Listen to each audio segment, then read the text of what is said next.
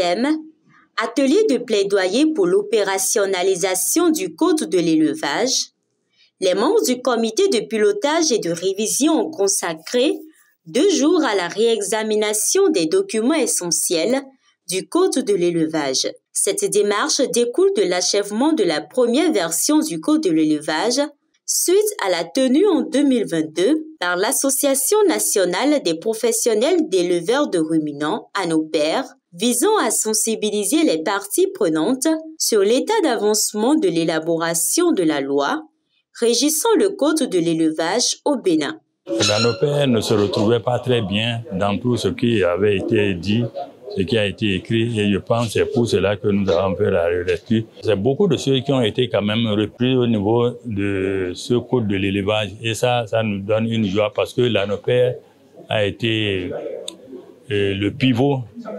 pour la réalisation du Code pastoral. Et encore aujourd'hui, si on se retrouve ici, je pense qu'on est très content de voir que beaucoup de choses qui étaient sur le Code pastoral a été reprise sur le Code de l'élevage. La séance, donc, c'est pour pouvoir faire une lecture qualité de ce projet de Code de l'élevage.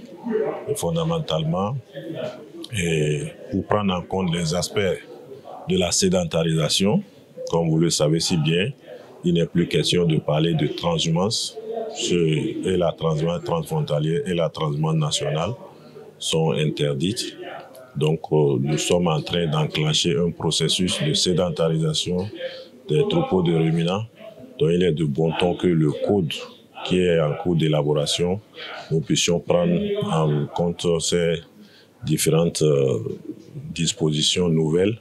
Des mesures tangibles sont désormais en cours de mise en œuvre pour concrétiser les objectifs fixés.